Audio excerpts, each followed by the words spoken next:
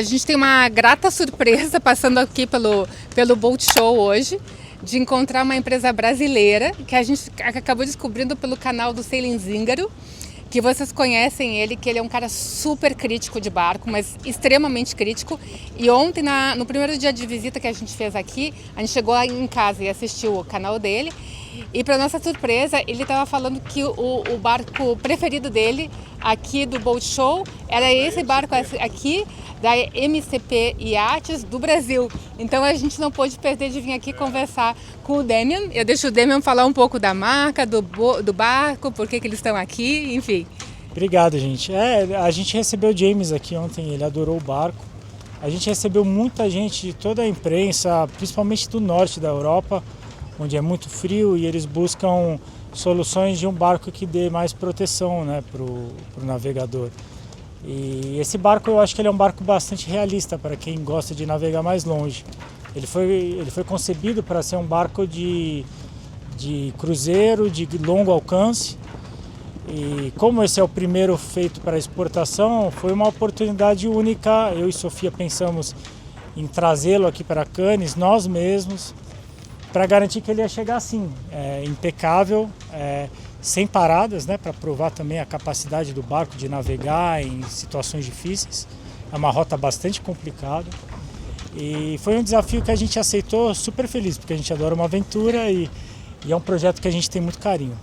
E conta um pouquinho mais aí da viagem de vocês, porque a Sofia é a esposa do Damian e eles trouxeram junto com a tripulação, trouxeram o barco do Brasil numa época que não é a melhor época para cruzar o Atlântico. Atlântico a gente sabe que tem a história dos furacões ali perto do Caribe, mas como é que vocês fizeram? Como é que vocês vieram? Viemos só nós dois e um amigo, né? A gente resolveu trazer um amigo porque normalmente a gente navega o Global Expo só nós dois mesmos, mas o amigo, o Adonis, ele é uma pessoa muito especial, muito querida nossa, e a gente tinha medo de se machucar no caminho, né? Em alguns momentos você está a 8, talvez até 10 dias de assistência de algum lugar. Então se você se machuca, o outro companheiro pode ficar sobrecarregado, né? Então a gente trouxe Adonis conosco, foi perfeito, porque ele é um cara super pacífico, super tranquilo e extremamente competente também. E ajudou muito no conforto também, de reduzir a quantidade de vigília que a gente tinha que fazer. E de fato é uma escalada bem complicada contra o vento e contra o mar o tempo inteiro. E especialmente pelo fato de que a gente teve que fazer uma rota que não é usual, de primeiro se aproximar de Cabo Verde antes de escalar para Gibraltar. Ali realmente é muito ruim, as pessoas fogem daquele trecho. Mas a gente teve que fazer esse trecho por conta dos furacões. Então a gente estava ali quando o primeiro furacão da temporada estava se formando, o Erin, né? E as condições eram bem complicadas, de muito vento contra, as ondas são muito profundas, cavadas. Então a gente teve que ter paciência ali, calma, e o barco deu o conforto que a gente precisava para chegar bem, né? Eu acho que isso Passou no teste. Passou no teste. A gente está super curioso para conhecer o barco. É a nossa primeira vez no barco e o que nos chamou muita atenção é que é um barco idealizado por velejador. Que vocês sabem que a gente andou olhando outros barcos aqui e eu acho que a principal crítica que a gente tem hoje, que boa parte dos barcos tem alguns defeitos aí, que você vê que não tinha velejador participando do projeto. Então, enfim, aqui vem mais um ponto forte desse novo projeto. 3 velas na proa, né? Então aqui a gente chama de stay sail, uma Storm, que ela vai ligada ali naquele trilho self-tacking. Então o que acontece é que você consegue, nesse modo, dar bordos sem ter que mexer nas catracas, né? Então aqui no modo self-tacking, com a vela bem reduzida, é muito bom para você ir contra o vento. Principalmente ali naquela região de Cabo Verde que eu descrevi, a gente usou bastante esse artifício. Aqui a Genoa, já tem bem mais área vélica, é uma Genoa de 105%, ela ultrapassa um pouco o mastro e ela tem uma performance de orça muito boa também. E mais ali na frente a gente tem uma vela mais leve, de um tecido mais leve, pode ser tanto uma Code Zero como uma Screecher ou algum outro tipo de corte, mas ela é geralmente idealizada para você velejar ventos leves, né? Então o barco Esse barco é um barco de alta performance, então você consegue velejar, se tiver 9 nós de vento, você está fazendo 9 nós com o barco também de velocidade. Com uma vela dessa e uma vela mestra inteira junto, o vento vai começando a aumentar, você recolhe ela, abre a genoa e aí continua, né? Qual é o tamanho de quilha desse barco? Ele tem 4,3 metros de profundidade com a quilha para baixo. É um sistema de quilha bastante revolucionário, na verdade, uma quilha pivotante, quando você sobe ela, o barco vai para 1,8 metros, ou seja, fica com o calado de 40 pés. Né? O que permite a gente estar, inclusive, nessa vaga aqui em volta dos pequenos. Imaginei que aqui é um desafio também, né? É um desafio. E a quilha muito grande, ela é sensacional, porque ela permitiu para nós uma área vélica absurda que esse barco tem, né? Ou seja, permite para o barco ter alta performance e estabilidade. Tanto na ancoragem como na navegação em alto mar, né? Ele tem muito mais estabilidade que o mercado oferece. Bom, é um veleiro de cockpit central. Ele é único por ele ter algumas diferenças, né, do barco cockpit central tradicional. Mas aqui vocês podem ver que ele tem todos esses conceitos de manter o navegador bem abrigado, né? E a nossa ideia principal aqui foi ter o hardtop, que é uma superfície realmente rígida, né? Não aquelas capotas que rasgam, se deterioram muito fácil.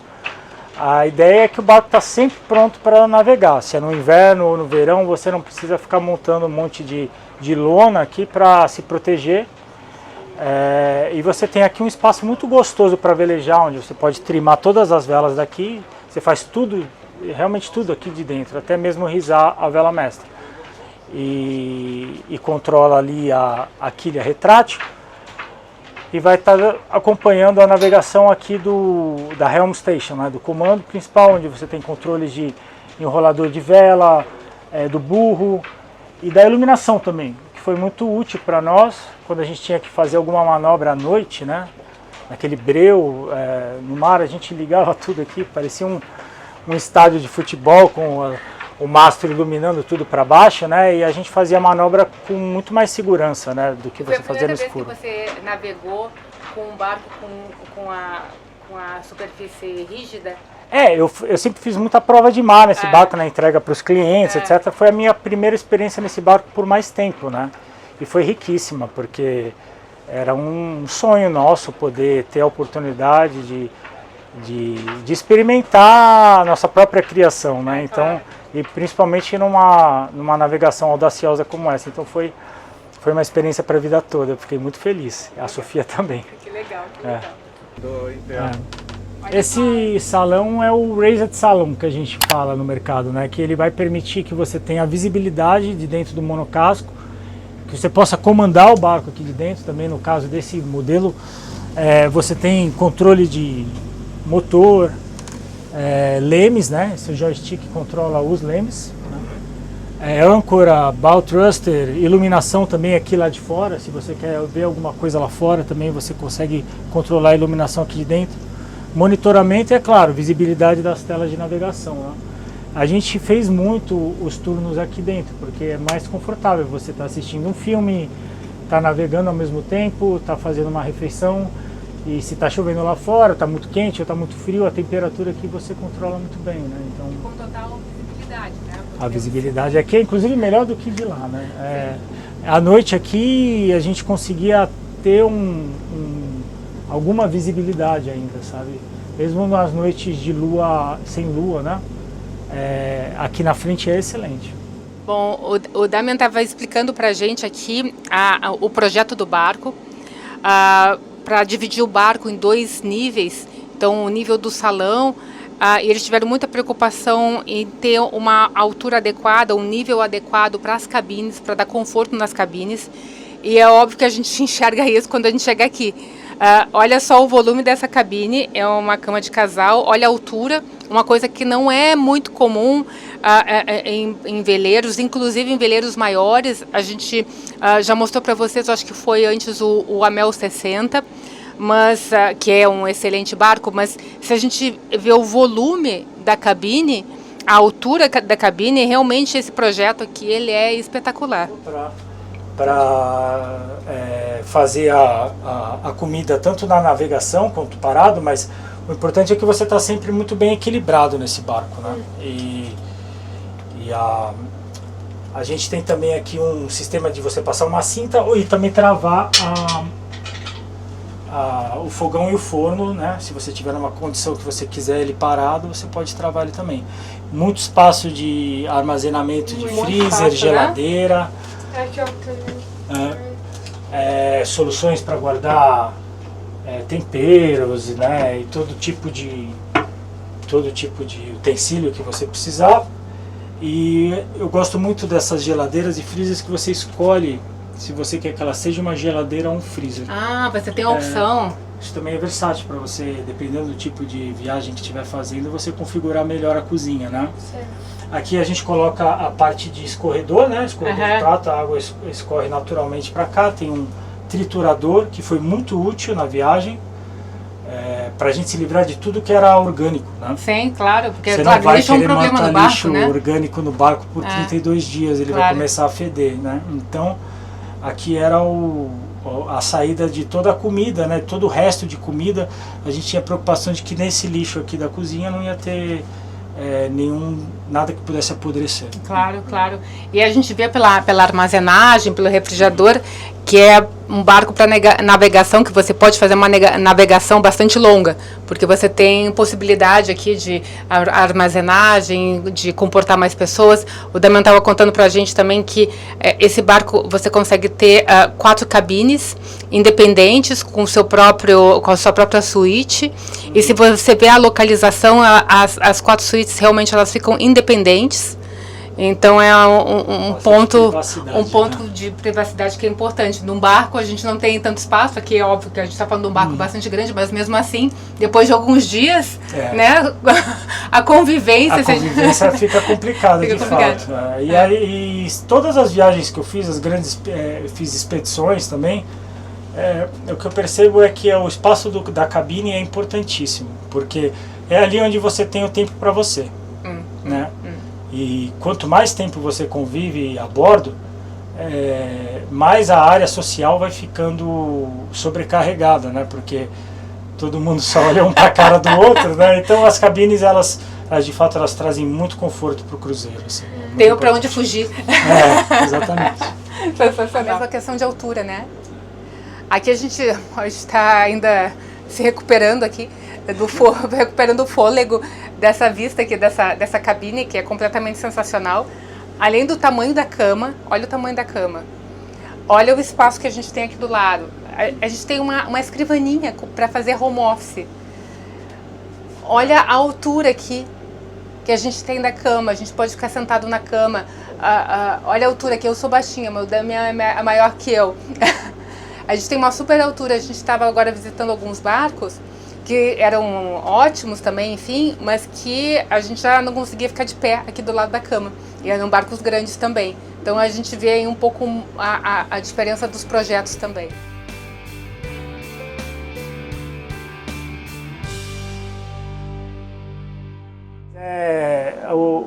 O design do barco ser mais alto, né? A gente ganha um pouco de pé direito. Foi necessário para a gente conseguir também criar essa praça de máquinas, que ela é totalmente diferenciada para um monocasco, para um barco desse tamanho. O acesso é pela galha. Ele é escondido, então você não sabe que ela está aqui. Muita gente passa sem ter a consciência de que a praça de máquinas está aqui dentro, mas essa solução ela é essencial para criar o silêncio a bordo. É um barco que você liga o motor e você não sabe dizer que ele está ligado, né? Muito silencioso. E além disso, você tem um pé direito em um volume. Essa porta aqui. Essa porta é estanque, né? Uma porta. Estanque, e além disso, o barulho também. Acusticamente, a água e a. Dá pra ver a diferença, né? Nossa, que ela faz. É fantástico. Uhum. E você consegue até ficar de pé aí dentro. Né? Eu estou entrando aqui. Tudo que é sujeira de água salgada, filtro de água salgada está aí dentro, né, desse volume, ou seja, isso impede também que odores venham para dentro do barco, da área social, e o espaço de manutenção do barco fica todo recluso aí dentro, né? Bem identificado. O barco tem um banco de baterias de lítio também, que permite a ele você criar 220 volts junto com o inversor e usar fogão, forno com as baterias, inclusive o ar-condicionado também. A gente usou muito isso na viagem, mantendo os camarotes em que a gente estava descansando sempre refrigerados, né? Sempre com temperatura agradável.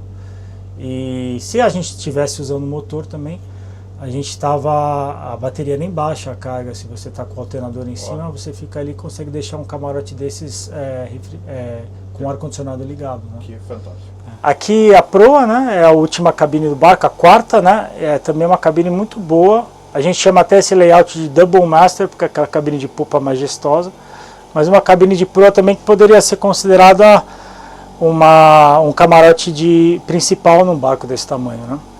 E ela tem soluções muito bacanas, incluindo um closet também que deixa as mulheres e as meninas que visitam aqui o barco ficam fascinadas com esse closet. A Carolina não conseguiu sair do closet aqui ainda, tá maravilhada. Esse aqui é o closet, é um walk-in closet com cabide, então é bom para colocar vestido, camisa e coisas que precisam ficar penduradas.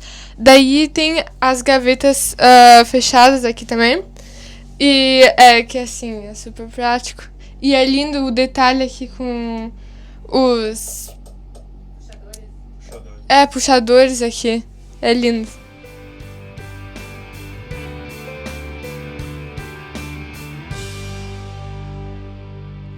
Olha, parece que tem uma entrada secreta aqui no passagem barco, secreta. uma passagem secreta. É um espaço importante, né, para a gente ter mais tempo a bordo. É uma área para ferramentas, é uma ferramentaria de fato. Você acessa ela pela gaiuta lá por cima, mas eu fiz essa entrada secreta porque às vezes está chovendo e você fica com preguiça, né? E se você tem manutenção para fazer e você não faz e você fica postergando, o mar não perdoa. Então, essa área aqui é uma área muito útil para mexer com uma bomba, fazer um reparo. Tem uma morsazinha aqui, uma pia, se você estiver trabalhando com óleo, gasolina também, você conseguir fazer um trabalho mais limpo, né? E deixar de fora da área social a sujeirada da manutenção. Bom, aqui a gente só agradeceu o Damian e a equipe, a Sofia, toda a equipe também da MCP pela acolhida, pelo tempo dedicado aqui para explicar o barco. Enfim, esse barco a gente acabou de descobrir que já foi vendido, né? Perdemos a chance. Já foi vendido aqui para uma pessoa da região. E a gente está de boca aberta, a gente não esperava tudo isso, para falar a verdade. Então, só falar com muito orgulho no coração, que o Gui acabou de falar aqui para o Damian, que a gente tem muito orgulho como brasileiro de ver uma barca brasileira sendo internacional, e a gente realmente só agradece a acolhida de vocês. Eu que agradeço o tempo de vocês de vir aqui, se interessar pelo modelo, pelo projeto, fazer as imagens e fazerem também perguntas tão bem encaixadas assim. Eu fico muito feliz de ver uma família brasileira navegando aqui na Europa com qualidade e vontade de saber mais. Parabéns para vocês também. Muito obrigada.